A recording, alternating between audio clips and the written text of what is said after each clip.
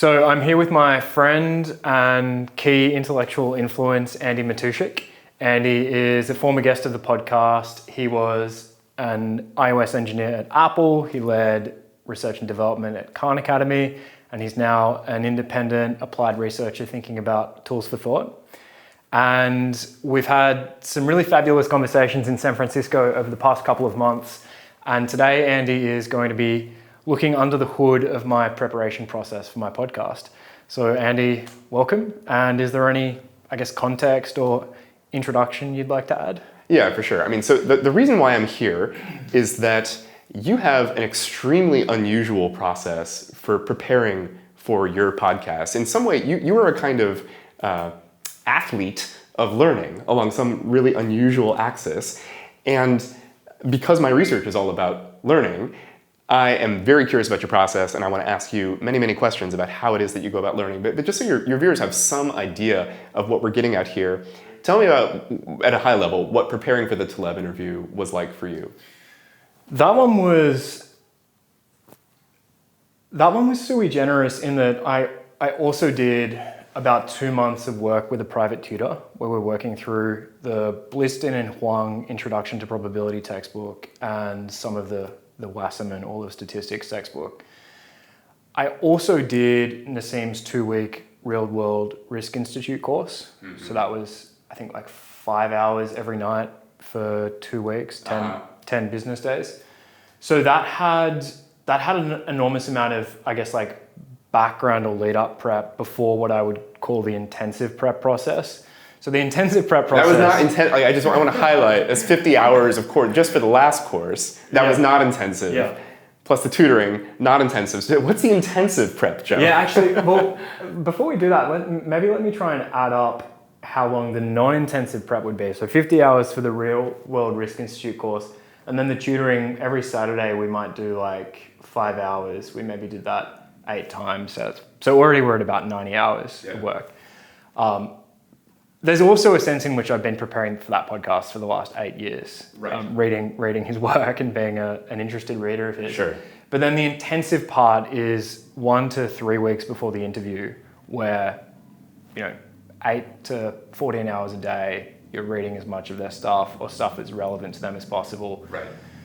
Note-taking practice, spaced repetition memory prompts. So every morning I'm doing prompts on the previous day's material. And for Taleb, that intensive process would have been, because I'd just come off the back of the interview with Boyd and Richardson in San Francisco. I didn't have too much turnaround time, maybe 9 days of intensive work for Taleb. So that's every day. So call it another 100 hours. Another 100 hours. Right. So this is what I'm so interested in here. This is a kind of extremely athletic learning. There's 200 hours of very focused learning happening for this particular interview. And then, of course, your prep for the interview, which is tied into the second 100 hours where you're preparing your questions and the structure and so on. That's part of the learning process. And it's also part of what makes the learning interesting, because it's not... there are some other super learners that we could talk to who are just very attracted to the idea of I want to check all the boxes. I want to know probability, and I want to know statistics, and I want to know economics, and so I'm going to work through all the textbooks. But the learning that you did is motivated by this particular conversation. You have this extremely concrete thing that you are trying to be able to do with great excellence. So I'm really interested in digging into what those 200 hours look like. And of course, then it's so interesting that then, you finish the Taleb interview, and then you have Fukuyama, and then you have Larry Summers, and so these things just continue and compound. And so I'm also very interested in the relationships between these various sprints. So to begin, tell me about how you orient. So you've just booked the interview, and now, or perhaps you've booked the interview a while ago, and now that particular person, Summers, say, is the next one up, and you're getting started for your first 100 hours. There's an enormous pile of material that you could read. There are many textbooks that you could brush up on. So you have to do a lot of satisficing. You only have 200 hours to spend learning this stuff. So how do you think about orienting to it? Right. So one of the reasons I was very excited to speak with you today was I haven't articulated a lot of this stuff. And even though I'm kind of living it, I haven't codified or documented this process. So I'm kind of thinking through answers to these questions or articulating them for the first time in this conversation. Great. So I think there are a couple of things. One is if it's an episode like the Taleb episode, or to an extent the Boyd and Richardson episode, where I'm not only trying to understand the person's work, but I'm also, somewhat as a prerequisite, trying to master a sufficient amount of the field that work sits within, then I'll firstly be speaking to people who might be able to advise me about a syllabus. So I did that with Taleb. I spoke with a friend who's a professor of statistics. I spoke with some other friends who work in finance and have studied statistics and probability. You tell them that you're trying to like master this subject. You tell them I'm interviewing Taleb and I want to be competent. Like, what do you ask them? Both. Okay. Yeah. Do you give them some sense of the constraints? Yes, the time constraints. What do you tell them? I could even pull up my messages, but it would be something like, okay, so I've got 2 months and I want to get to like a pretty decent undergraduate understanding of probability and statistics. What should I focus on? And you want that so that you can, understand the primary works? Yeah, I'm trying to furnish myself with context for the interview and the guest's body of work. Right. So the concern is that so I've read a couple of Taleb's books, and the concern is that if I were to try to be in your shoes and prepare for this interview with Taleb, with let's say 2 years of undergraduate mathematics, but 14 years ago, then reading his books, I would somehow be deficient. I wouldn't understand the theories deeply enough. There's something you really need to be able to engage in order to ask the good questions and participate with Taleb in this interview the way that you want to show up. Yeah. That's okay. Yeah. Very interesting. Sorry, exactly. Okay, cool, great. Great. So you ask these people, they give you a syllabus, they give you a reading list. Yep. So they send you textbooks. You're not going to read the whole textbook, right? So how do you decide what to read? Yeah, so again, you're usually consulting the same people and asking questions like, which are the most important parts of this textbook? Which are the most important chapters? Which are the most important topics to focus on? Is there anything that you think I can kind of leave out or omit in my work, given these time constraints? Okay, and with Taleb, you were working with a tutor. Mm-hmm. Okay, so how does the tutor relationship relate to the syllabus that's provided by these people? Yeah, so shout out to Tom. So Tom has a physics background, and so we belong to this math group in Sydney. There's a Signal chat, and I posted a message in the group asking whether anyone was competent in in probability and statistics, and whether I could pay them to be a private tutor for 1 to 2 months. And I got really lucky with Tom because Tom was looking independently to learn statistics anyway. So we just worked through the 2 textbooks together. With that context about Tom, it was somewhat more of a peer relationship than a mentor-mentee relationship. Uh-huh. But he still knew a lot more than me, and I leaned on him more than, I don't think he leaned on me at all, but I was leaning on him a lot. But this is not a tutor relationship where he's presenting the material. There's a textbook. The textbook is the primary source of explication. Mm-hmm. You're both reading the textbook independently, then you're coming together? Yes. Okay. So then we're coming together and we're solving basically the practice problems at the end of chapters on a whiteboard at a university on the weekend. Okay, right. Have you done problem solving separately? Yeah, I mean, if you were good and did your homework, yes. Okay, and then you're additionally doing it together. Are you working on the same problem at the same time, or are you working on the same problem individually and then comparing? A little bit of both. Uh-huh. So sometimes we would jointly work on the same problem on the whiteboard, and you kind of alternate if you're coming up against an obstacle in the problem or something. Maybe the other person takes over, takes the whiteboard marker, and they try for a few minutes.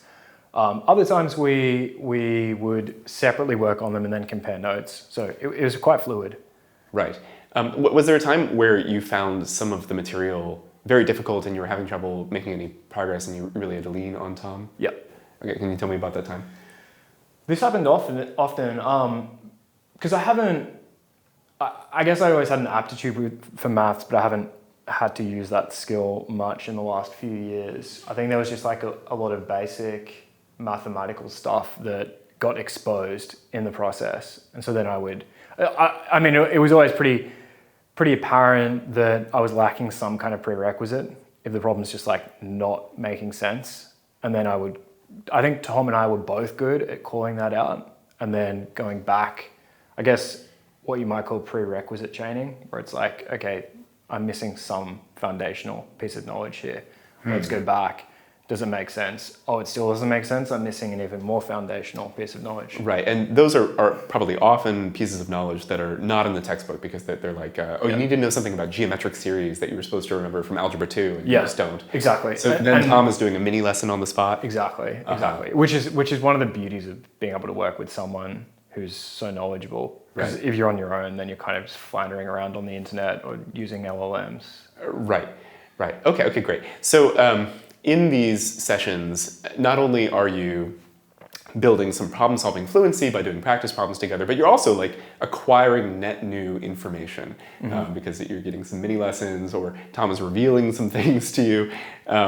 And so how do you go about absorbing that? Are you taking notes while you're in these sessions with Tom? Are you doing a brain dump when you get home? So a couple of things. I'm taking handwritten notes on a notepad. I've actually got some of my math tutoring notepads in the other room, which I can grab if we think it's worthwhile. But then when I get home, or sometimes in the tutoring session, but more often when I get home, I might add some memory prompts as well. Okay. I should actually say, I also this is another part of the Taleb story. I worked with a second tutor, which was my aunt, who is a really good high school maths teacher. And so I was kind of coming at it from both directions. Like Tom and I were doing some of the more advanced stuff, and then I was like rebuilding from the foundations with my aunt. Oh, very cool. Yeah. Okay. For the moment, I'm going to jump ahead. So you did all this like preparatory work that's like not about economics. It's not about Taleb's work. And then you turned to Taleb's work. You also had a textbook reading in economics as well? Did you have a textbook reading in economics? Is that what you said as well?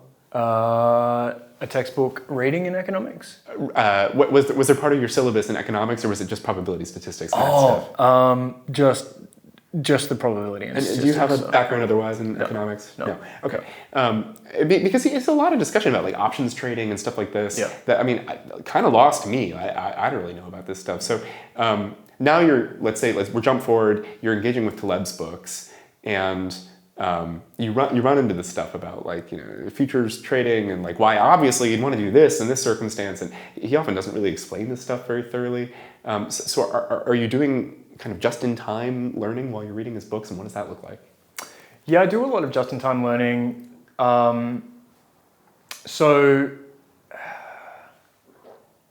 I think partly that looks like just Googling stuff or using LLMs to like, I don't know, for example, quickly look up definitions or clarify some kind of concept. I also had the benefit of a bunch of friends and people I could message and pester with different questions. How do you decide when to do that versus use the LLM? Yeah, I think in the first instance you should always look it up, so you're not wasting someone's time. Okay.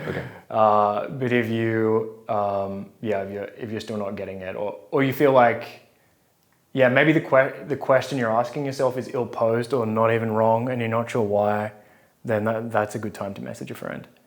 Okay, so you have this fixed amount of time, these 200-ish hours. You have this kind of preparatory learning to do in probability and statistics, but also some earlier mathematical topics. And then also you want to engage with Taleb's primary works, as well as probably a bunch of primary works that surround that, like perhaps criticisms or other things that are affiliated. So how do you compose this reading list? And then I'll be curious to learn about how you structure your time attacking it. You're constantly prioritizing, right? Right.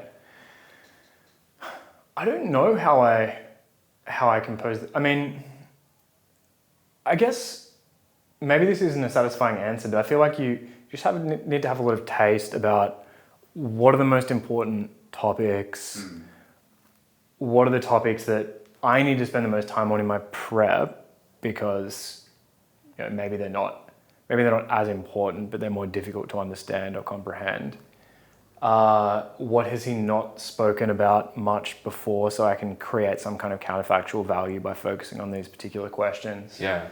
And then my reading list evolves constantly on a day-by-day basis as I'm in that kind of intensive research sprint. Because every hour you're getting more context, and Right. that is leading you to reconfigure what you think the priorities are. Yeah, you can't make a serious plan in advance. No. Okay. It has to unfold. So I'm very curious what it looks like to engage with these books for you. Like it's a purposeful reading. Like you're generally interested in Taleb's ideas, but also there's like this very specific thing that you have to do at a very specific time. So you're opening the first book. You've studied the probability and statistics, but you don't yet have a lot of background on Taleb. Book one. Are you going in with a lot of questions? Are you trying to get a lay of the land? Like how do you approach this? My approach to reading books could be a lot better. I should go back and tell me what you do. Yeah, okay. So it's not like super systematic. So I guess there are always questions in one's head that are kind of floating around. But can you think of a question you had like when you were opening book one of Taleb? Yeah. So because I'd read his stuff a lot over the years. So what was interesting about this prep process was that for the inserto, like his popular books, it was more me returning to those and trying to refresh my memory. And so maybe one question was, okay, here's something here's a category of thing that I often think.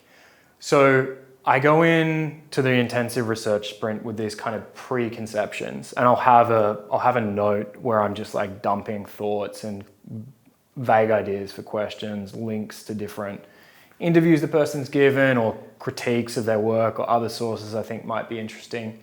And so, and this is maybe for some guests, I've been accumulating these notes files for years. Right, and probably for guests that are like wish list guests. Exactly. Do you have one of these notes for Yeah, Taleb? sure. You pull it up right now? For Taleb? Yeah, if you got it. Yeah. I mean, we could do. Okay, so if it's better to do some other guests, that's fine too. I just want to orient to like what this super messy, like getting started. Yeah. So there's actually also a this is the third note app that you're opening right now, and I feel like there's something very true about this. There's something very true about this. But it's also a testament to the fact that he's been on the wish list since I started the podcast. Right. Back when I was using Apple Notes. You have Strata. Exactly. Okay. Taleb questions. Yeah, this is a long note. Wow. Yeah, I mean this note. Okay, so this note is years old. There's screenshots.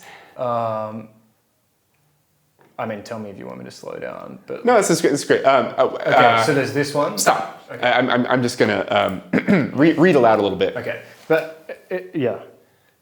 People should know I'm probably going to be embarrassed by about 95% of the stuff in here because it's just like the ramblings of a madman. Yeah. Well, let me pause and express gratitude for opening up your creative process to me. This takes vulnerability. I'm happy to. And I think if I can brag on you a minute, I think. I hope that you feel confident in showing me this behind-the-scenes vulnerable stuff because the interview with Taleb was so competent. That's the finished work. This is the messy work that went into it that we're seeing. Absolutely. Okay. What do you think of Eugene Fama's arguments on bubbles? That seems like a very representative example of just like a very scrappy thing. I assume that like you ran into Eugene Fama's argument on bubbles at some point, and then what, you just add this to this note? Yep, and I would have added that 6 years ago. and years ago? At the time, I would have thought that was a good question, but that is not the kind of question I would ask in an interview today. Why is that a bad question? It's a few reasons. Firstly, I don't think the question is well phrased. It's a bit too. What are Eugene Fama's arguments? That should be, elaborated on in the preface to the question. Secondly, it's just no longer interesting to me. Yeah, fair enough. Okay, so you're collecting these questions for like 6 years or whatever it is, and you're coming to these books. Do you refresh yourself on the questions? You just kind of hope they're in the back of your mind. Yeah. So I will consult the questions every sort of other day, or when I get to the kind of tail end of the intensive research sprint and I'm trying to now like compose the sheet of interview questions. You're consulting the questions every other day. That's really interesting. So like, what does that look like? You're scrolling through this? Yeah, I'm skimming through it, and I'm not going through it in detail, but it's a more serendipitous process. So I'm just letting stuff kind of jump out. Yeah, that makes a lot of sense. Okay, so you open book one. What does this look like? Are you reading linearly, like front to back? Are you jumping around? You've read this book before, but maybe it's been a few years. What is book one, by the way? Yeah, so for Taleb, book one is Filled by Randomness. Okay. So the thing I really wanted to focus on, actually let me step back and give some more context for the Taleb interview. So I'd kind of read his work over the course of several years, and what I wanted out of the interview was to focus on some of the stuff that I thought was more civilizationally important but not well understood. There's a real, I guess, like self-development kind of cult that's embraced Taleb's work, especially Anti-Fragile, his third popular book. But I didn't really want to go for that angle. I wanted to do an interview that was a bit more technical. And so the best book for that was his technical inserto, which is called Statistical Consequences of Fat Tails. And he actually gave me a copy of the book. We caught up in April in New York prior to recording the interview in August. And I mean, one of the things that was really helpful about that meeting was he was directing me to what he thought was the most important stuff in his work. Right. So firstly, the non-technical chapter in that book, or the chapter that kind of is like the best distillation of his entire body of work it's chapter 3 or 4. It's kind of more fulsome version of a lecture he gave at Darwin College or something like that. And that chapter was the first thing I started with in that book. Okay, so how did you know that chapter was going to be the most useful thing? Because Nassim Taleb told me. He told you. Okay, great. Which you don't get that privilege for every interview. But Sure, but you have various signals. Yeah. So is there another document like this document that's keeping like a queue of like what you should be reading next, and that is at the top? I do all of those on On paper. Okay, great. Yeah. Love it.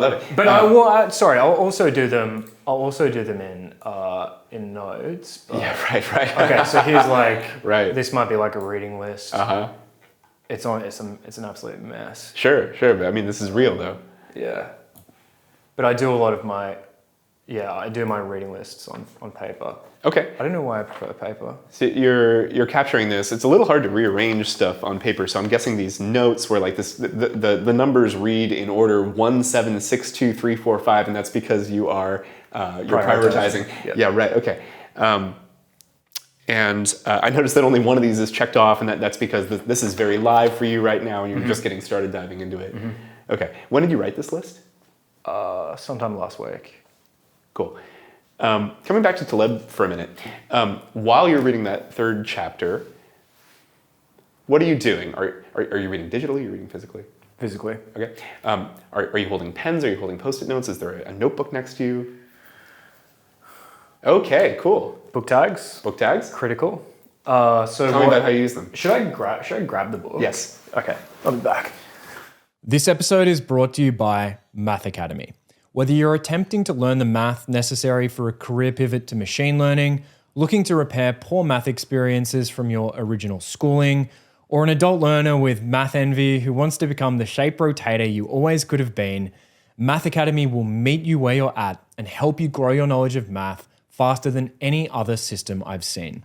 Math Academy is a fully automated online learning math platform. Husband and wife co-founders Jason and Sandy Roberts are math geeks who successfully taught calculus to 5th graders, and they've distilled their evidence-based approach to learning into Math Academy. I first heard about Math Academy in a conversation with this episode's guest, Andy Matuschak, in San Francisco last year, in 2024, about a month or so before this episode was recorded. Sitting on a bench above Dolores Park, Andy and I were discussing the challenges involved in individual learning, and that's when Andy told me about what makes Math Academy so intriguing as a tool. As Andy put it to me, and I quote with his permission, "I like Math Academy because it lets me make steady, reliable progress in little bits of stolen time. I can take 15 minutes here and 20 minutes there and be confident that the work will stack up into something meaningful." End quote. Part of that stacking up effect comes from Math Academy's focus on active learning. Rather than passively watching videos, you're solving problems, answering questions, and receiving immediate feedback, so you know you've understood something before moving on. But there's something else going on here, which is Math Academy's personalized knowledge graph, and this is one of the features that I appreciate most. My research for podcast interviews gives me a strong perspective on why this is a great feature. When I'm diving into a new topic for the podcast, it's very hard to commit to a 1 to 2 week sprint if I don't have complete confidence that the curriculum is optimal for me. Pouring weeks of time and effort into a set of topics that aren't quite right, maybe some of them are obsolete, or maybe there are some prerequisites missing, is a big fear of mine. Math Academy is solving that for people who want to learn math. Math Academy has an enormous interconnected structure of topics from 4th grade through university level mathematics. They have thousands of these topics. After an initial test, Math Academy's technology creates a personalized curriculum for you, mapping out the gaps in your knowledge and showing you the best curriculum for where you're at in your journey. But this is just the tip of the iceberg when it comes to the amount of pedagogical thinking they've poured into their platform. Math Academy is one of the only startups I know that has a manifesto that runs to 456 pages and counting. It's called the Math Academy Way. It lays out the cognitive science-backed principles behind Math Academy's learning philosophy. I recommend checking it out. When I read it, one of the things that struck me was that many of Math Academy's key pedagogical insights are the same ones I've converged on for my podcast preparation process, including especially spaced repetition. So if you'd like to learn math at whatever level of understanding as quickly and effectively as possible, I cannot recommend Math Academy more highly. For a limited time, new customers can get their first month free. Check out Math Academy at mathacademy.com and use the code Joe Walker at checkout to get your first month free.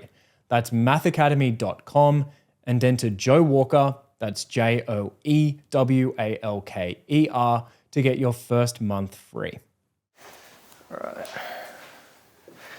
So just retrieved some things. I really enjoy the talismanic pile. I love that Anti-Fragile is this is toilet paper in it. That is the kind of kitchen paper towels. Okay. And that's probably, I read this book in San Francisco in late 2016, and this will be San Franciscan tissue paper. Okay. So it's come full circle. So but you began with this one. Yeah, so this is so these are all things I've kind of read over the years, but I've sort of forgotten things, and I didn't have a very good, memory practice back then. Yeah, sure. And so I know I'm needing to kind of return to them. And one of the points I was going to make earlier was you go in with a lot of preconceptions. So like a lot of this stuff is just going to be like not even wrong. And so one of the questions I'm asking when I'm coming back to these books or opening them for the first time is, what are all the ways I'm just like obviously wrong about questions that I currently think are really good? And they're the kind of questions where you go into the interview and you look like a fool if you. Yeah, so you're seeking to some of the questions I already have that I think I'm excited about. Like maybe these are my juicy questions. I'm looking to refute them. Looking to falsify. I'm looking to falsify. Not to falsify what you think the answer is, but to falsify the hypothesis that question is good. Exactly. And I find it really interesting that like what your preparation is for here is there's really two things that are related but distinct. You talk about looking like an idiot. Probably to your audience, you wouldn't look like an idiot, but you would look like an idiot to Taleb. And that would ruin the interview. Right, exactly. Right. He would no longer take you seriously. Yeah. And I mean, with the audience, there is also like, I guess like maybe a Gelman amnesia that you sure kind of protected by. But even with the audience, you don't want to. But that is the important thing, because if you lose the guest's respect by asking stuff that's just like silly or a waste of time, that means that the rest of the interview isn't going to go as well. Right. And the second thing, of course, is like preparing so that it's interesting for your audience and you understand well enough that you can be like kind of a translator. You know when you need to supply this extra information, while you're also kind of playing the foil. Like you're sort of acting as the non-expert insert that can interpret and communicate Yep. the person's ideas. Exactly. Right, and I guess the converse of not looking like an idiot with your questions is ideally if you're asking really penetrating questions that they haven't been asked before, then not only do you not lose the guest's respect, but in fact, they kind of lean forward and they're like, okay, like this is real, we're doing this. Absolutely, and to add to that, they give you better answers. Yeah, of course. And maybe even some of the best answers they could give, things that they haven't shared publicly before, Right. things that are truly valuable to elicit. Right. You have to morally deserve those answers Yes. by putting in the work. Yeah, I remember when you interviewed me, you asked me some incredibly deep-cut question about something that I'd said in some, I don't even know, it was like some tertiary material, maybe about Deutsch and the beginning of Infinity Right. and how it influenced me. And it had been years since I said that, but you dug it up and you asked about it, and that was the moment for me when I was like, okay, like I'm kind of switching into a higher gear. Like this person has done their homework. I'm engaging at a higher level. Yeah. Okay, so back to the Post-it stickies. I do want to see what you've done. Right. So I also found this. This was a reading list for the Taleb intensive prep, but this is the second one. I think I like eventually. So I had one piece of paper and it got so messy and crowded that I started a fresh one. Right. So this is at the very end. And actually what's interesting about this How much is incomplete? How much is incomplete. Yeah, right. And I never feel satisfied with how much I've Right. been able to prepare for. Right, this is something you've doomed yourself to. Like, because you're doing fixed time, flexible scope, Yeah. like always things will fall off the list. Yeah. Yeah. It's a sad, painful truth. Okay, so these are the remnants of some book tags. They've probably fallen off and stuff. Yeah, exactly. So we're kind of like returning to the battlefield. Okay. Show me how you use them. Yeah. So say I'll pick. Okay. So it was chapter 3 is the kind of distillation of. For anyone interested in Nassim's work who wants like a somewhat more technical without being overly technical distillation of just what I think is the most important part. Chapter 3, a non-technical overview of the Darwin College lecture. Yeah, it says non-technical, but I'm seeing like It's quite- hyperboloid level plots and stuff. It's quite. I don't know. It's quite technical. Okay. It's the most non-technical chapter in this book. Though. Okay. So how I will read this is okay. So the book's on the desk in front of me. I'm at the computer. Yeah. Ideally, also I have a digital version of the book open in some kind of LLM or LLM wrapper simultaneously. So I've got two versions. Yeah. And okay, so the wrapper I use at the moment is called AI Drive. There's probably 200 of these. Cool. You could even use Claude Projects. Projects. Does OpenAI have an equivalent now? Not really. I think they have like, attachments. Canvas is, I think. Okay. But I think Canvas is more like an artifacts analog. So I'm not sure that they do. I think it would be more like you would attach the PDF and talk. Right. But I could be wrong. I mean, it's very hard to keep up. Yeah. Yeah. So I use AI Drive. I use this for. I settled on this for 3 reasons. Firstly, as opposed to say Claude projects where you're uploading text files, here I'm uploading PDFs. A lot of the files I deal with are PDFs in the first instance, so it's just a more frictionless process. Yeah. I'm uploading a paper or a version of the book that a PDF I've downloaded from LibGen or whatever. You can't upload PDFs into Claude projects? I thought it was only text files. Yeah, I think you can upload PDFs. Okay. Go ahead. Okay, I might be mistaken. The second reason I like AI Drive is I can organize things with folders.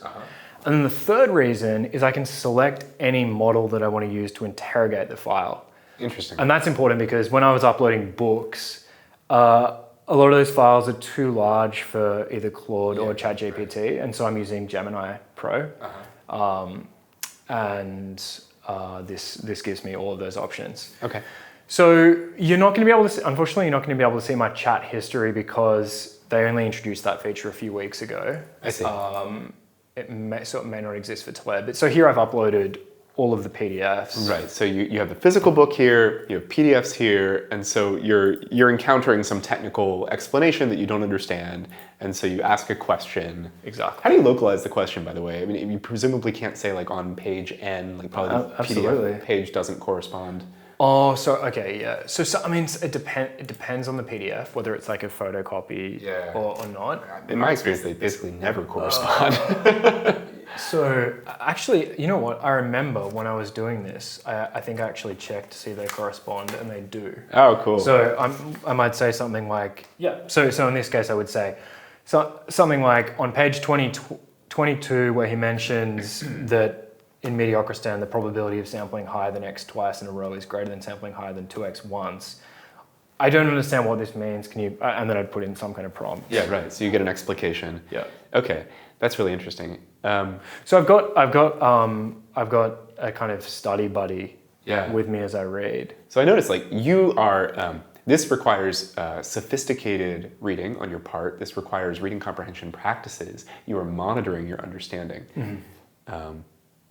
Is that just natural for you? Is there a systematic way that you do it? Are there kinds of questions that you ask yourself as you read? It's pretty natural and pretty chaotic. So, like chaotic in the sense that you do that sometimes, but not all the time. And sometimes you don't understand something and you just let it go. Right. Yeah. Right. Yeah. And it's like, oh, okay. Does this seem I'm not going to be able to understand everything in the constraints I have. Does this seem important? Not really. Okay, I'll let this slip. Right. So sometimes, like the way that some people will achieve this is by writing like a précis or something of each section, right? In order to check their comprehension. You're kind of doing it in your head. Yeah. Well, so I will write some kind of note at the end of. So usually when I'm working with a book like this, the unit or increment I'm dealing with is a chapter. So at the end of, as I'm reading, I'm asking for help with things or looking things up I don't understand. You're also using these in some I'm also way. using these post-its, and these are for things that I want to turn into memory prompts at the end of the chapter. I don't want to do it on the spot because I don't want to interrupt my reading flow. It's distracting. It becomes too much of a chore. Do the colors mean anything? No. Okay, no. So it's only for Mark is needing a memory prompt. Exactly. Do you have some way to mark like, I don't understand this, I need to follow up? Do I do that? I usually, so my habit is if I think it's important, I'll look it up on the spot. Right, you don't let yourself go on until you... No, because I'm always afraid that if I don't, it's going to affect how well I understand the subsequent material. Okay, cool. Yeah. But you're probably also, are you writing questions into notes while you're reading? Interview questions or questions for yourself, questions that need further investigation. Yeah. And so you're like typing into your notes file while you're reading? Yeah. I'm jotting things that jut out as particularly important. I'm kind of jotting them down. And does that go into the Nassim Taleb research mega note? No, that goes into Obsidian. Notes program number 3. Great. Love it. This is very true. Okay, we have a per book notes. Yeah. Right. So this is kind of commentary. I see excerpts. Yeah. Everything that I'm seeing on the screen right now is an excerpt. Yeah, this is not so much. So this is probably a bad example. Scroll up. Yep. For this chapter, your note for 16. For this chapter, it's fine to focus on the actual, not rescaled estimates of death as Taleb and Sirla. Okay, so that's not a note to yourself that's about that's what... kind of a note to myself. Okay, those are your words. Yeah. Okay, interesting. It's Taleb and... Okay, this is it. Yeah, right. I'm confused as to which correct interinterval time for wars generating deaths of more than 10 million. So this question is like buried in this massive note, and a pervasive problem I think that many of us have who try to do this kind of process is like, then what? You know, you have this many thousand word note, which is merely one of several dozen 4,000 word note, which is one of many dozen, presumably many thousand word notes, and there's like a question buried in the middle of a whole bunch of excerpts. What happens to that question? So usually Okay, so as I'm reading the chapter, I'm jotting down things like that. This question obviously wasn't properly resolved, or maybe what? Actually, was it? It kind of was, and Right. But what I'm wondering is that an active decision not to resolve it, or is it more like it just kind of falls through the cracks? I think for this one, it's a little bit of both. Yeah. Like I kind of got an answer that I was happy with, but I was only like 85% sure. Right. So I'm happy leaving this in, Yeah. because I might come back to it and it'll force me to get to the 100%. Okay. And your pages look pretty clean here. So I take it you're not writing in the book with a pen. No, I usually don't. I usually don't. Right. So what's the function of these excerpts? You have a lot of like just pull quotes. Yeah, so these are a bit lazy. So I think the context here is I'm under time constraints. Sure. Normally I would try to synthesize and express things in terms of my understanding, which some of the other notes will demonstrate. Right. But these excerpts are things that I think are very neat distillations of an important idea. Cool. So it's almost like a resource for you. Yeah. You can easily access these distillations now that they're in this mega note. There's another way I use these. So, okay, maybe I'm jumping.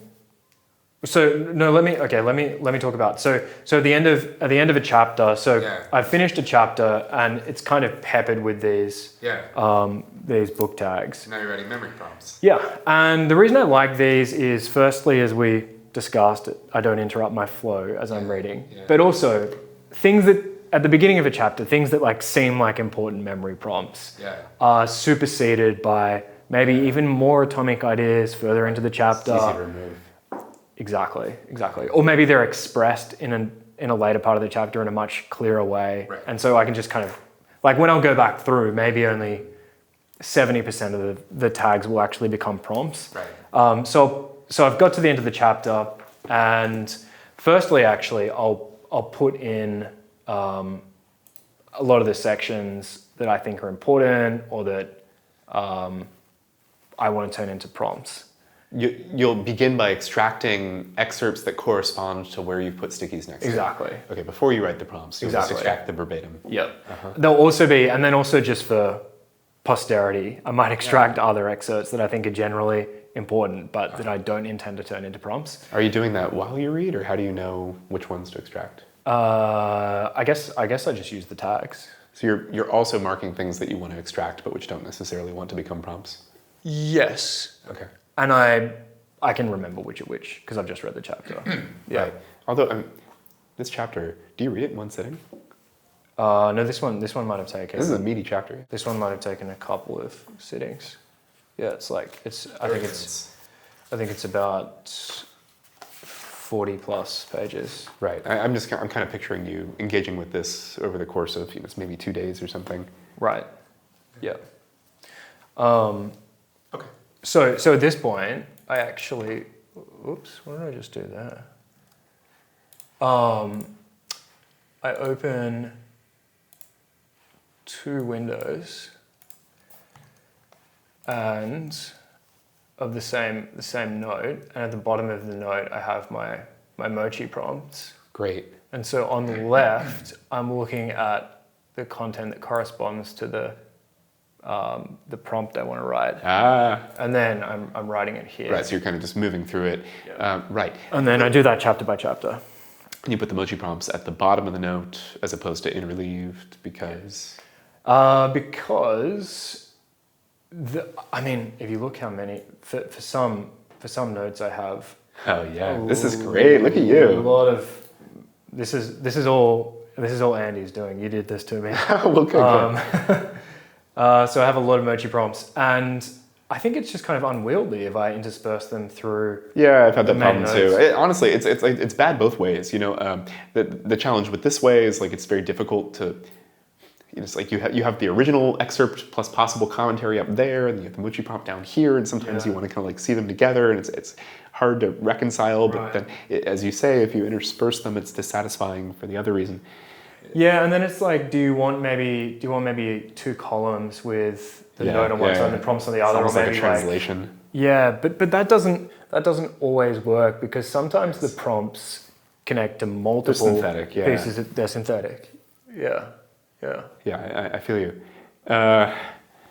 What is this? So you're using like some kind of Obsidian plugin that extracts these prompts? Which you recommended to me. Great. I mean, so I recommended it to you without having used it, just because I saw that it kind of I should say it's crazy how this plugin made the whole experience like disproportionately enjoyable. Yes, right. So let me just like narrate for your viewers, because it's very non-obvious. A thesis that I staked in the ground like 5 years ago was that I think it's just really a bad idea to be like jumping back and forth between like the place where you're writing long form prose and about a thing you're studying, and the place where you're writing memory prompts about the thing you're studying. It adds a lot of friction and dissociation, and so. Like I made a system that lets you interleave those things. Other people have also made such systems. You're using one that I have not used, but which I think I suggested to you. It's great, by the way. That's great to hear. And so this format is like those are some kind of markdown heading. Yep. Okay, right. So you can set it however you want. I've chosen 6. H5. Yeah, H6 actually. Okay, I see. Just to visually differentiate it from the main headings in my text. Got it. Okay, and then the following block becomes the answer. Okay. Yeah. Cool. And Should we demonstrate? Is this multiple blocks? How does this work? This? Okay, so the plugin doesn't work for images. So for images, what I do is I separately place the image in Obsidian, and then I have to go and do it in Mochi. Yeah. Okay. Got it. So I think one of the questions I wanted to ask you is that I think it's pretty non-obvious why memory prompts should be a big part of your process. Like you're sort of cramming. You're doing this in a like 2 weeks before the big thing, and memory prompts, their big advantages. Naively, one might see them come over months and years, but they seem to really help you with your process. And I want to understand that. I think it's really interesting and non-obvious how even just in the span of like 10 days or something, the memory prompts are really helping you. So tell me about how. Yeah, I can answer that question in 2 ways. The first is I want to be in a place where my knowledge is compounding, and prompts that I've created for interviews years ago, I'm leveraging for future interviews. So it makes your study more rewarding, because like it doesn't feel like a one-off thing. It feels like something where like you're growing yourself in a durable way, and it's compounding over time. Absolutely. So even if it didn't help with that just one interview, absolutely, it would still be worth doing, because it would make you more enthusiastic about the studying and help in the future. Yep. And as I'm writing them, I'm writing them with an eye to the future. Yeah. So when I was doing the Boyd and Richardson interview, I know that that whole deck, it's like 400 to 500 prompts I'm going to be using for a future interview I do with someone in their field. Right. But I think in these kind of intensive sprints, the prompts help in 2 ways. And this is the kind of second way to answer your question. And the two ways they help with the intensive sprints are, firstly, it makes, because I'm retaining more information, it makes the next day of the sprint even easier. So I'm compounding the information I'm learning. It's really interesting and non-obvious that you'd notice that day over day. Right. And the thing that, like, I wasn't convinced that would be true. And I noticed that actually it depends a lot on what I'm reading, whether it is true. When I'm in a situation like the one I think you're in, where it's difficult material, it's new to me, it's outside of my field, that's what tends to make it most likely to be true. And the thing that makes it most obvious to me that it's true is I like to, when I'm doing a session like this, write the prompts, and then at the end of the day, do the prompts, like the same day. And at the end of the session even. And it's kind of humbling how often I will not be able to summon the answer to a prompt that I just wrote like an hour or 2 ago. I have that feeling sometimes. Yeah. Often, I should say. When that happens, it increases my confidence that this practice is helpful. It's very humbling. Yeah.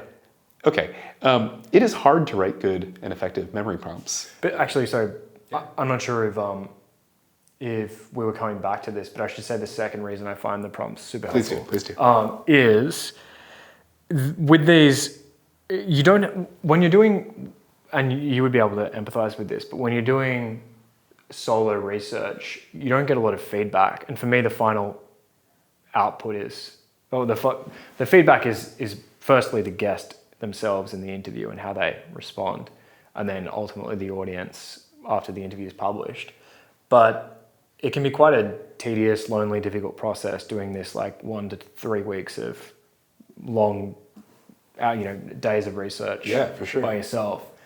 And having a little ritual every morning where I'm reviewing the prompts from the previous day and, getting 90% plus of them correct or whatever is incredibly rewarding. So it adds some kind of like shorter feedback cycle to my prep process. So it's been incredibly motivating.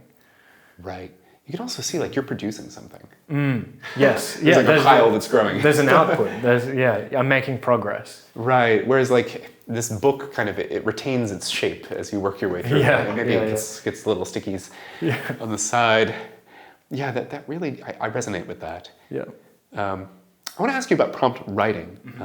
This has been an interesting question in my research, and it's just a thing that a lot of people who try to do this deal with. So it's hard to write prompts about just general material as opposed to like, memorizing vocabulary words or whatever. So tell me about your challenges with that, or if you even have them.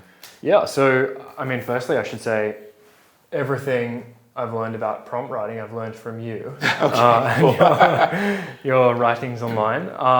So I think for me personally, the way I would articulate the most important overarching meta skill is to have empathy for your future self and to know what kind of prompt is going to be trivial, easy to guess, what kind of prompt is going to be too ambiguous or confuse you.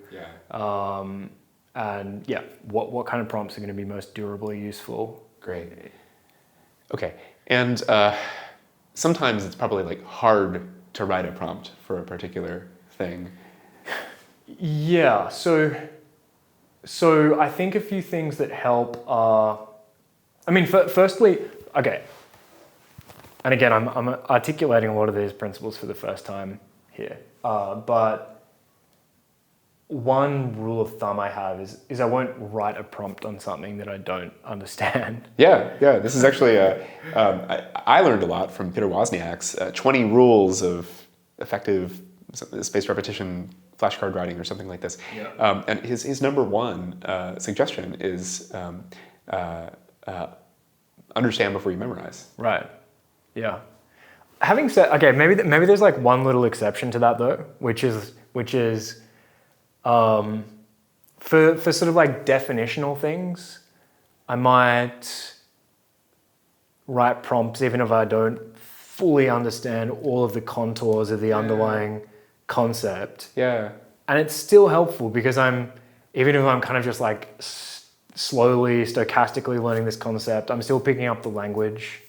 And it's making the eventual understanding easier. It also creates some feedback, right? Like if you have this review come up and like you can parrot the answer, but you can kind of feel that you're parroting and that you don't know what these particular words in the middle mean. Right. It's like it's an extra signal for you. Yeah. It's like, okay, I better track down those words. Should we review some of the prompts I've been doing recently for Larry Summit? Yeah, let's just flip through a few. Cool. Okay. What are the 2 basic stories of catch-up growth?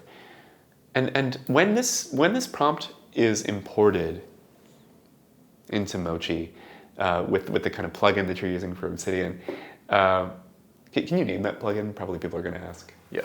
What is it called? Mochi Cards Pro. Mochi Cards Pro. Great, love it. Okay, when this is imported into Mochi, do you get some kind of context about when you say what are the 2 basic stories of catch-up growth? My concern is like a prompt writing coach might be like, whose 2 basic stories? Like there's probably lots of basic stories of catch-up growth. Do you get context as like this is what Halperin said? I do often use that as a caveat, and the reason that caveats like that are important is you don't want to assume that this is correct or consensus. So it's, Yeah. it's important to associate certain Yeah. ideas with certain people. Yeah.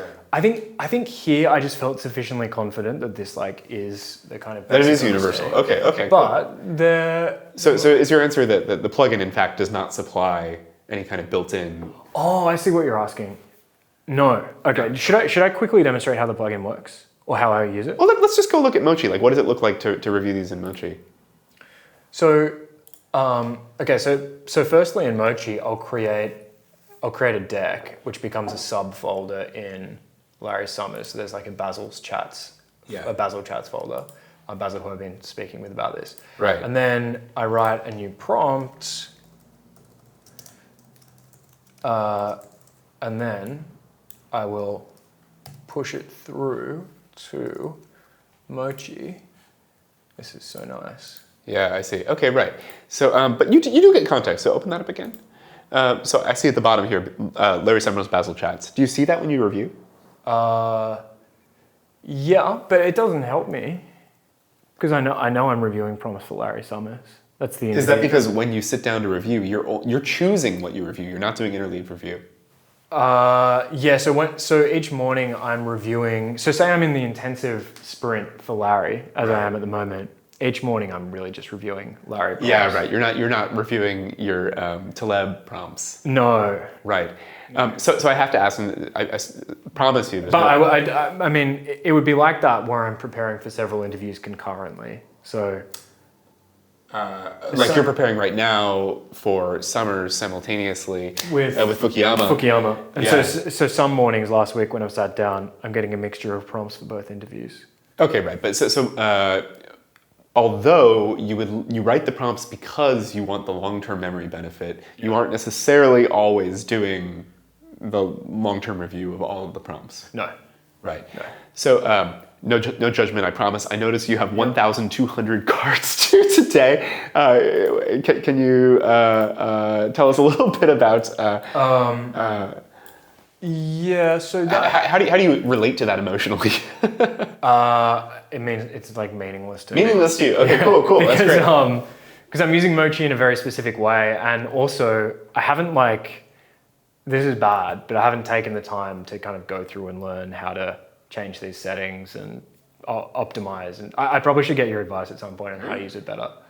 Okay, but yeah, it doesn't bother you. No, I just ignore it. This bothers a lot of people. Okay. It's a big problem for a lot of people. People feel judged. People feel overwhelmed. I mean, like, how are you going to review 1,200 cards? Yeah. And the answer is 50 at a time for a few weeks. Yeah.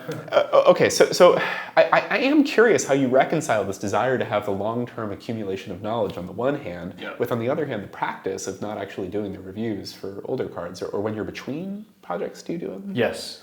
Okay, so you switch into a different mode. Exactly. But you've been in intensive mode for like a couple of months straight now. Yeah, exactly. Right. It's just been just like back-to-back sprints because of this trip. Right. Yeah. Okay. But like when I get back to Sydney, it'll be a morning practice where I'm getting a kind of mixture of different prompts. Cool. Yeah. Okay. What rate do you find yourself, like a card comes up and you're like, this is just a bad card, and you suspend it and get rid of it? Interesting question. No, pretty rarely. The more common thing that happens is I will decide. Okay, so maybe 5 to 10% of cards after I've first written them, I'll be like, I need to revise that phrasing is convoluted or unclear, and maybe 1% I'm like, this just isn't necessary or helpful altogether. Delete. I see. Cool. Okay. And when you have that observation about revising, do you do it on the spot? Yep. Okay. Yeah, I have to. I have like a zero inbox policy with that because otherwise you forget. And Yeah. the only so one of the benefits of this plugin is, in theory, you can. So if I edit the original prompt in here, and by the way, the reason which I think I may have got from you originally, the reason I like having the prompts in here is that they're embedded with the kind of original knowledge. So if the underlying knowledge changes, then I can edit the prompts as well. And then the way this plugin works is if I edit one of the prompts and push it through again, it should change that prompt rather than adding a new one. Really? It's a little bit finicky. How? Well, we can test. I'm not sure I believe you. It doesn't seem like the information is there that would allow that to be possible. Okay, so Maybe we're it's looking doing at some kind of fuzzy Taleb. matching. I would expect it to be inconsistent, I guess. Yeah, sometimes it works, sometimes it doesn't. I see. Okay, so this is Basil chat. So let's put in a test here and see if it works.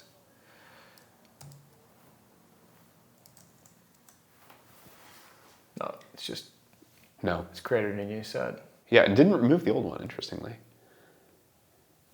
Has it created a new set? Up here. Oh, here. So it added a new card for the modification that you made. Yeah. It didn't duplicate all the others. Actually, no, it did. I'm sorry. So you're going to have to clean this up now. Yeah. That's okay. That's unfortunate. Yeah, that. So it's funny, That's a feature that I really, really value. Me too. And that it is purportedly a feature of this, but sometimes it works and sometimes it doesn't. It needs to do something else. I had this same conversation with Jason Ben a few weeks ago, and I was like, "Oh, it never works. It's really finicky." And he was like, "Okay, show me demo," and it worked perfectly. Like what we did just then worked. Yeah, I mean, I can see how they could have some heuristics that would make it work sometimes, but having designed one of these plugins, there's limits to that. It really needs to add some kind of identifier somehow to the question that allows it to track the identity of that question over time. It shouldn't just duplicate everything, though. That's silly and avoidable, and I'm willing to believe it's just a bug. I really value. So my system doesn't have like a manual push through operation. It just goes in the background, and so I really like being able to just like jump into an old node and like delete 3 prompts and. Add 2 new ones or whatever, and just have it show up. But yeah, it's difficult to arrange. Okay. So you have these prompts. You're reading. What is that notebook for? The Rodeo notebook? This might have been some Taleb math stuff. Okay. And you're doing math in the notebook because rather than on the computer, but because you want to be able to draw. Yeah. Yeah. You don't use an iPad. No. Yeah. I probably should. I've just never been introduced to it. Paper too. Okay. So this is just math. Cool. Love Terms and comms. So now, kind of moving through the process, like you've done some of this initial study with the tutor. You're reading the books. The book list is kind of ever growing as we've seen. It does not actually get fully consumed. At some point here, you are starting also to accumulate like real questions for the guest. I've seen references to like a Trello board. Kanban. Okay. Can you share some about like how do the questions start getting accumulated and structured? Yeah. So this is also a recommendation from you. Oh, is this it? Kanban board, yeah. I don't remember. Which again it's been fantastic. So these are the 2 plugins I use, both recommended by Andy, are the Mochi plugin and the Obsidian Kanban plugin. Great, love it. So I mean I think the software is a constraint here, but like ideally I would have questions embedded in. So I don't know. Maybe I've got a note on this paper. Yeah. That I'm intending to maybe it's giving me some context for the Larry interview, and I can, I don't know, add like a comment or something. That connects to a question and then aggregate all of the questions. Yeah, your logseek and Roam and Tana users are foaming at the mouth right now to tell you about the many ways that this is possible. If only you were to see the light and use yet a 4th note-taking software. Yeah. But we're not doing that. So what I'll do is, as a question occurs to me, I'll come into this Kanban board. So we should tell people to plug in. Is Kanban. All right, love it. Remember. It's markdown backed. Ooh, interesting. Yeah. I'm curious about that format. This episode is sponsored by Vanta. Trust isn't just earned, it's demanded. Whether you're a startup founder navigating your first audit or a seasoned security professional scaling your GRC program, proving your commitment to security has never been more critical or more complex. That's where Vanta comes in. Businesses use Vanta to establish trust by automating compliance needs across 35 frameworks like SOC 2, and ISO 27001, centralized security workflows, complete questionnaires up to 5 times faster, and proactively manage vendor risk. I have personal experience here. Startups I've worked at in the past have used Vanta, and I've always found it reliable. Vanta can help you start or scale your security program by connecting you with auditors and experts to conduct your audit and set up your security program quickly. Plus, with automation and AI throughout the platform, Vanta gives you time back so you can focus on building your company. Join over 9,000 global companies like Atlassian, Dovetail, and FireAnt who use Vanta to manage risk and prove security in real time.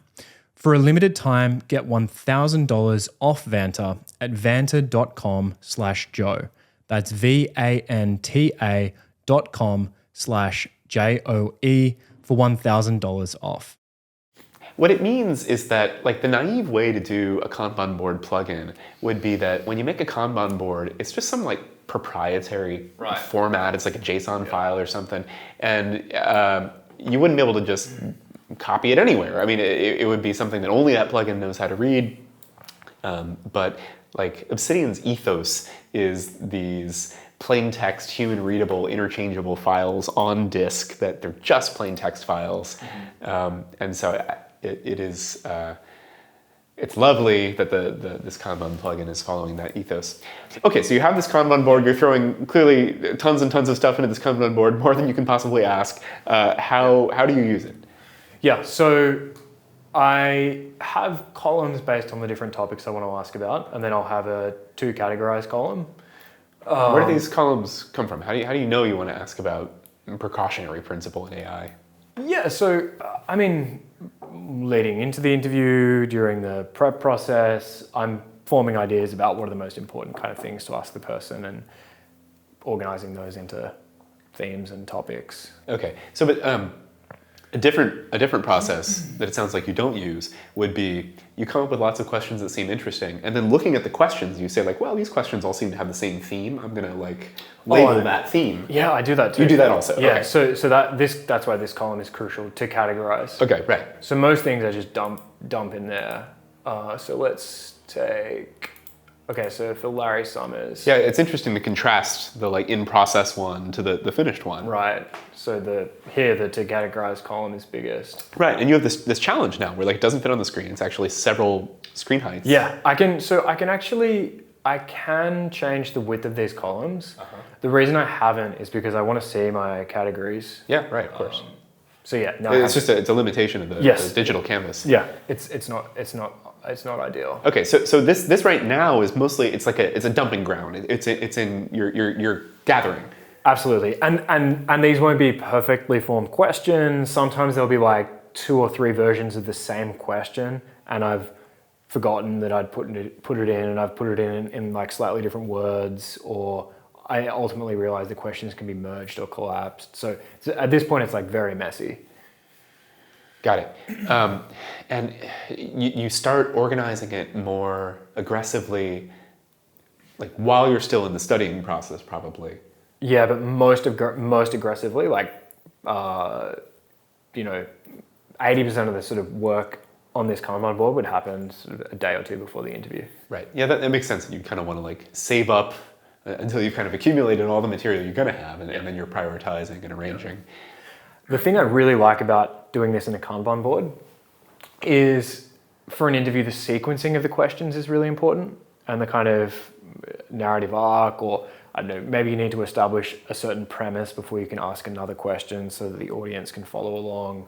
And the Kanban board enables me to like reorganize questions very easily. And then, so then the final, so then I can change it to Markdown, and then I'll copy and paste it into Google Docs.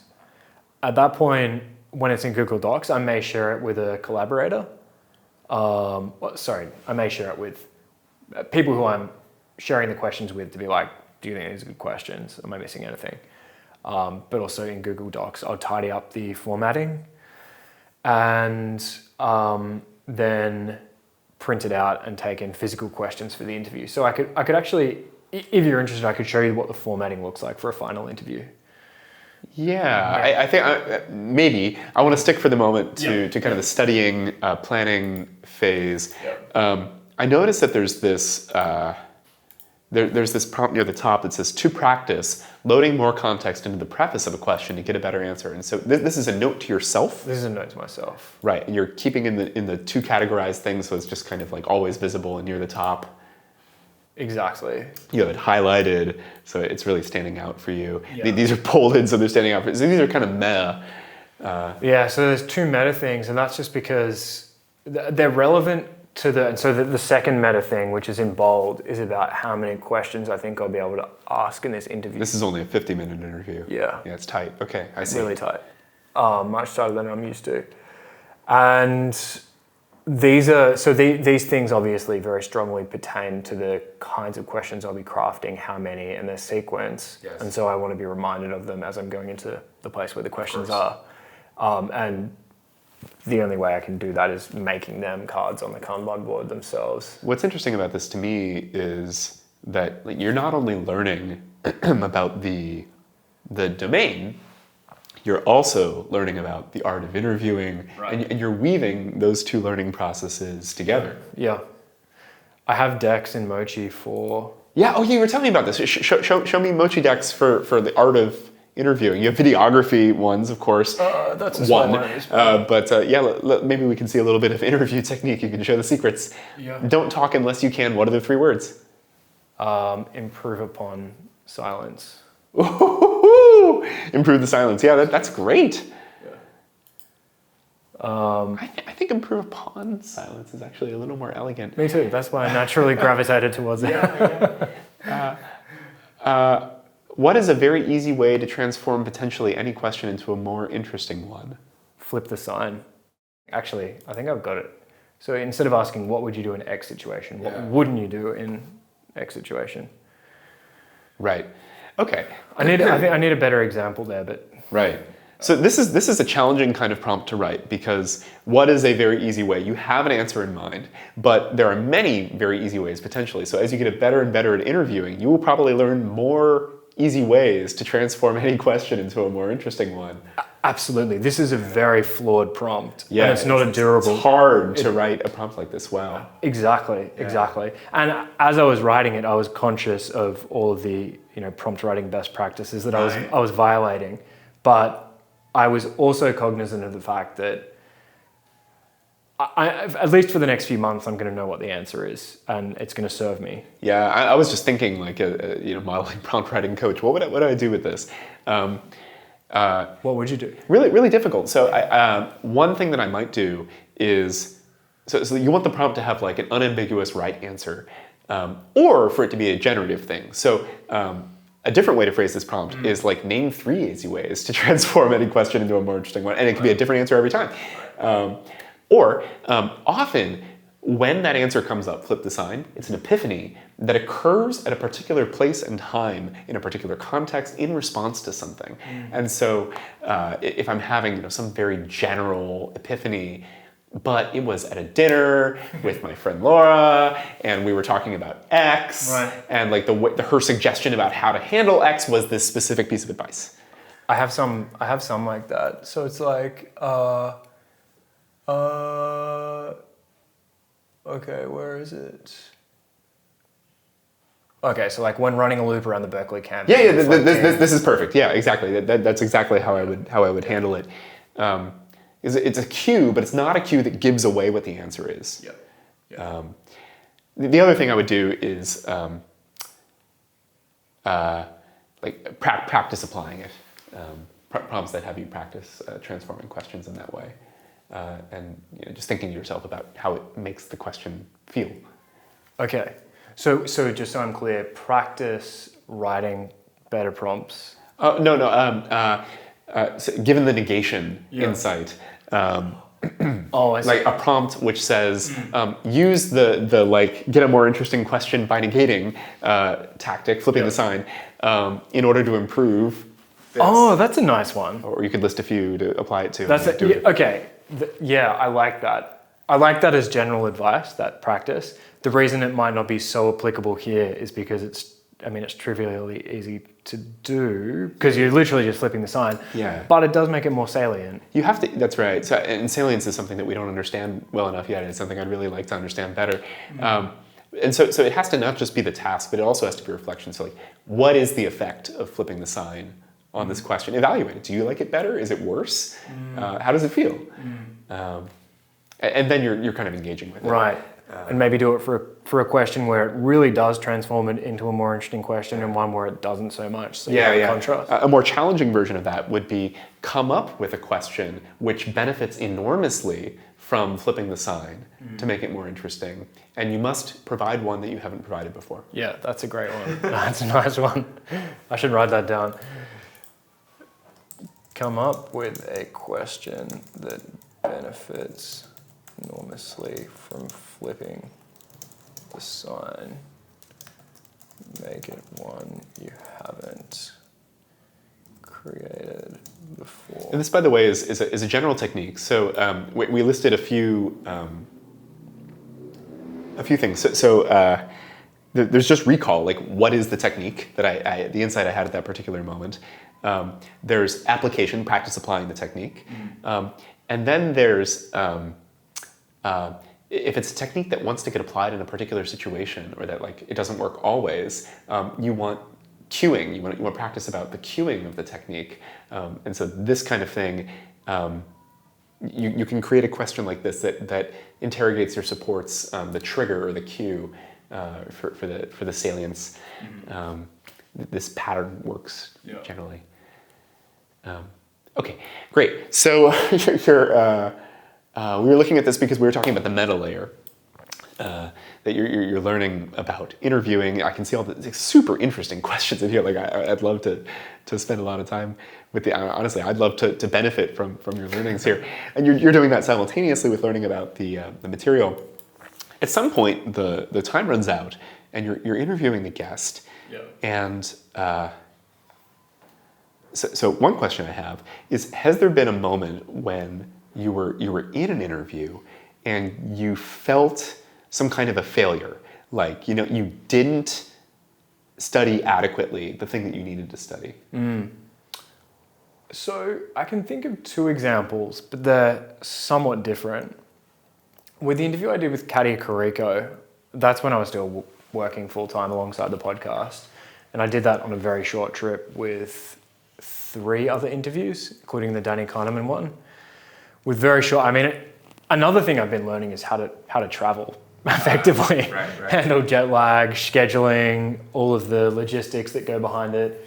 And that one I felt like I was really disappointed because I felt like it was an incredibly important interview and I didn't feel like I'd done enough prep for that one. Interesting. So I love that interview. Okay. Tell me about what disappointed you. I just didn't feel like I understood her field in any deep sense. I didn't feel like I put in the hours that would have made me feel better. Okay, so a naive person could ask here, well, Joe, Andy liked this interview. So you're doing this incredibly intensive study and prep. Can your viewers tell when you fail? Can your viewers tell? I don't know. I think some viewers can, like particularly discerning viewers probably could. Yeah. I guess there's a question of what failure means here. Right. So like the bar here is kind of interesting because when you did that Kariko interview, it was so significant because she'd not done other interviews. Right. And so it was kind of like the first long form interview that anyone got to hear from her about. And that alone has value, kind of irrespective of anything else. I guess one thing I'm wrestling with here is like, Joe, of course you don't have expertise in her field. Like, even if you did have the full 200 hours to devote to it, which sounds extraordinary, it sounds like a huge amount of work to prepare for a podcast guest. It is obviously inadequate for understanding like a deep niche expertise, like synthetic biology. People go to PhD programs for that. And so how is it possible to understand the field well enough, even with the extraordinary 200 hours? Right. How is it ever possible? Yeah, well, I mean, I think that's part of the project of the podcast, to work out Okay. the extent to which those kind of endeavors are possible. There's some kind of satisfying thing where it's like you get far enough. I can see this in your interview with Taleb.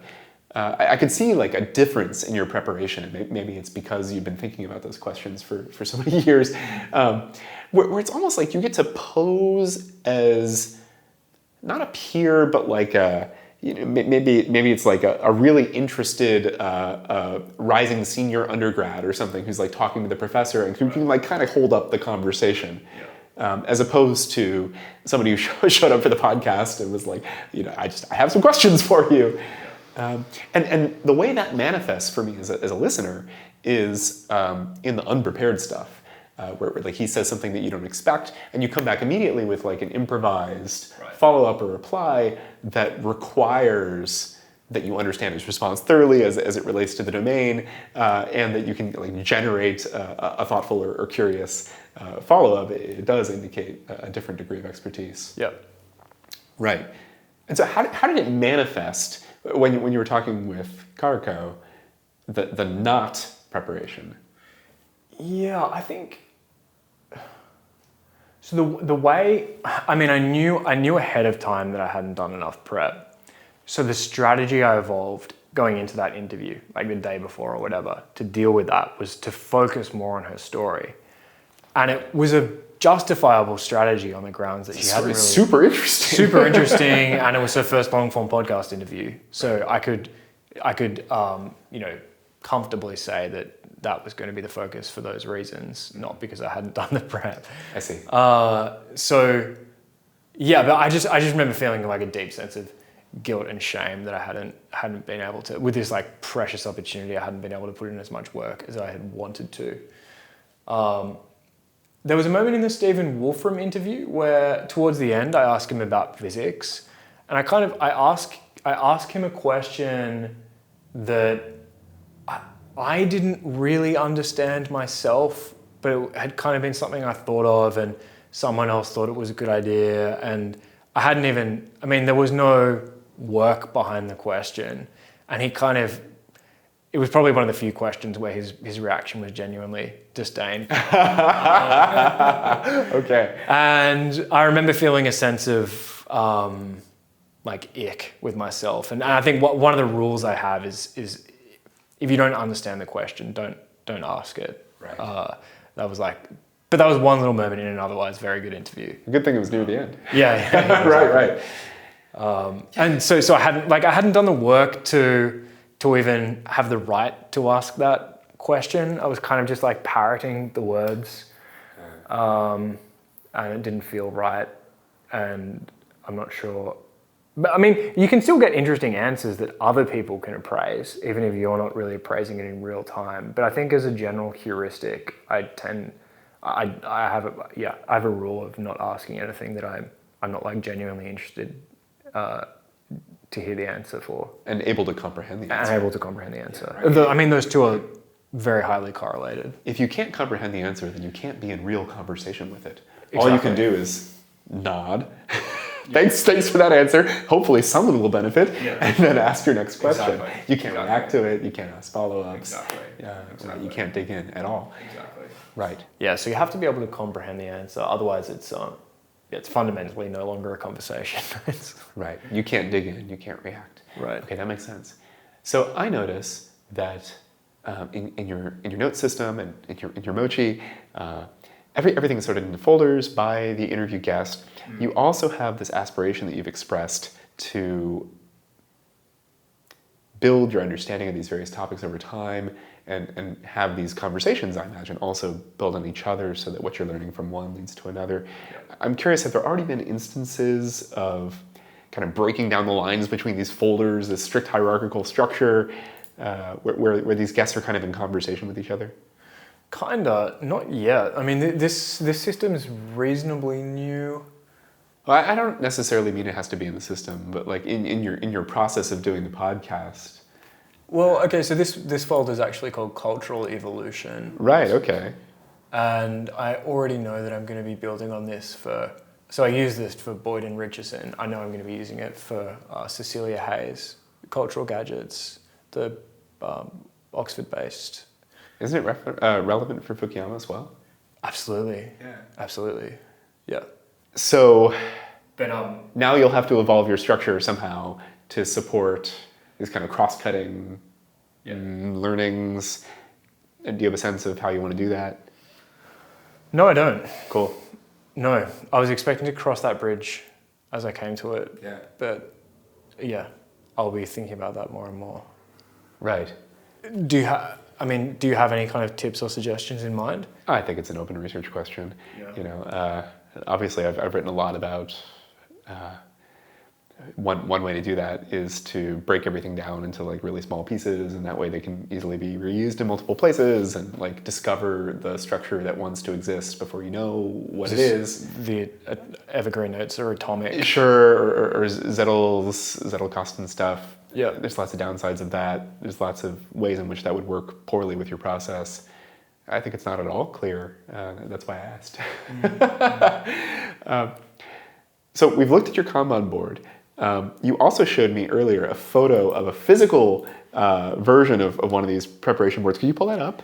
Yeah, so this is my hotel room Yeah. before the wolf room. So like my instinctive reaction is this looks like a million times better to work with than the Obsidian version. I'm curious how you take that reaction. I liked this. I liked this a lot because I like operating in 3 dimensions. Right. It's superior in many ways. The limitation here is I can't easily transport this stuff into Mochi. Yeah. But these are questions for the guest, right? So these are Or no, these are your notes from the readings. the yellow cards are like ideas or points, and then the pink post-its are questions for the guest. Interesting. Okay, right. And I can see there's like some correspondence between the yellow card that's like a point and the pink card, the question that follows from it. And then the red sections, I see NKS, new kind of science probably. Yep. Yeah. And but also above, right, it's continued. Okay, so that's like Dynamics of complex system. Okay, right. Yeah. Cool. Right, so the book notes and the questions for the guest here are interleaved. How does prioritization and ordering and structure happen of the questions for the guest? So that... Do you take all the pink notes off and put them somewhere else? Yeah. So this is these ones on this mirror. Oh, are actually okay. Questions, and this is almost like a Kanban board. These are the categories. Yeah, I see. Okay, right. So the are you color rewriting the pink questions onto the yellow stickies there? Yes, and the yellow ones here. So now the color coding system has changed Yeah. on the mirror. The yellow ones here are my kind of final version of the draft questions that I'm happy with. And the pink is the category. Yeah, exactly. Yeah, right. So there's like 1, 2, 3, 4, 5, 6, 7 categories. Cool. 8 categories. Okay.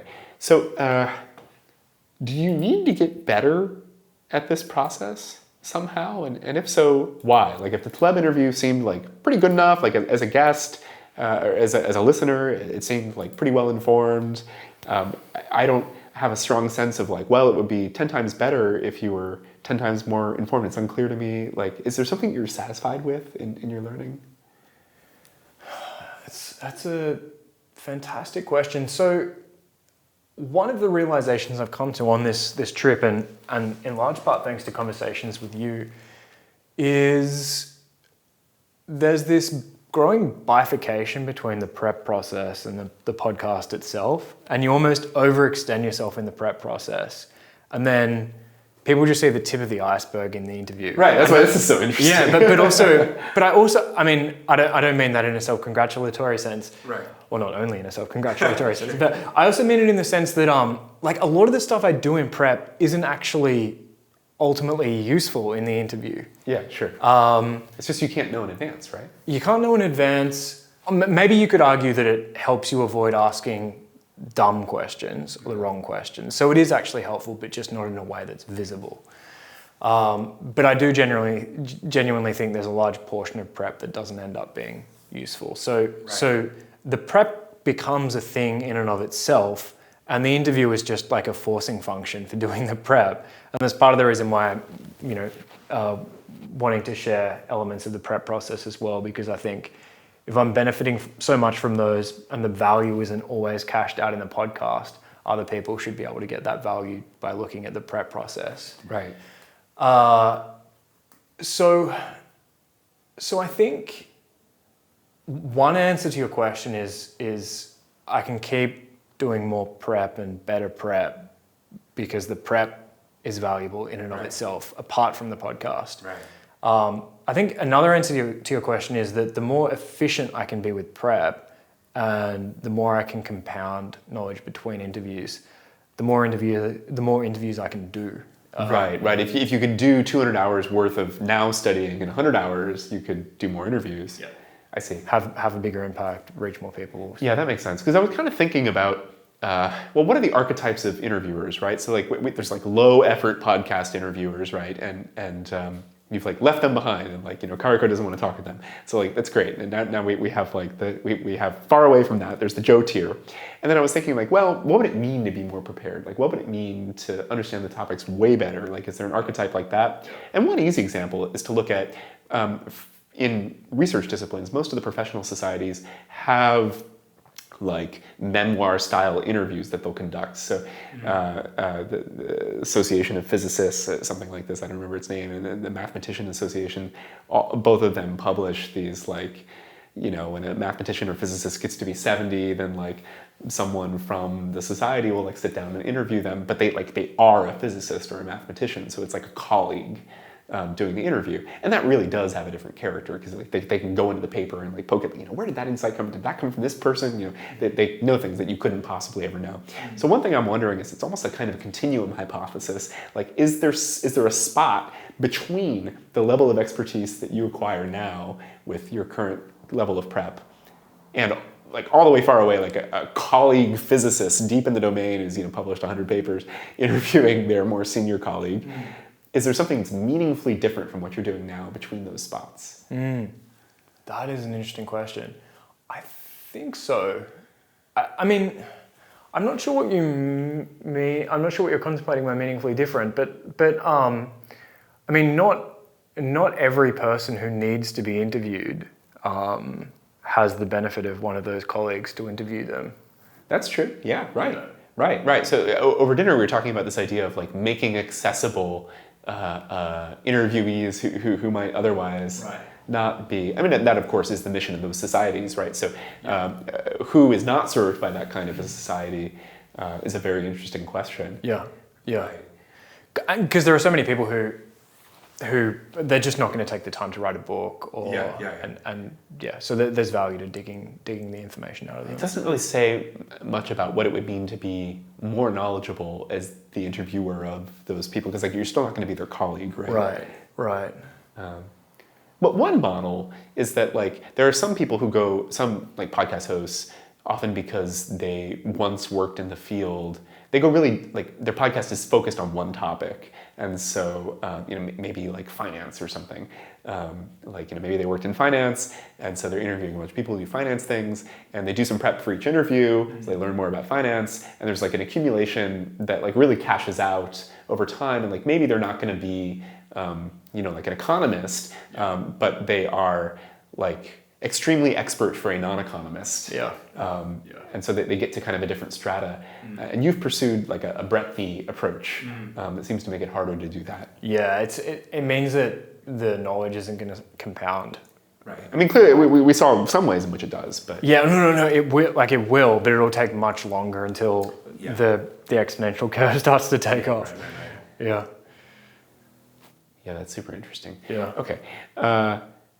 And you mentioned this aspiration to share more of the prep process.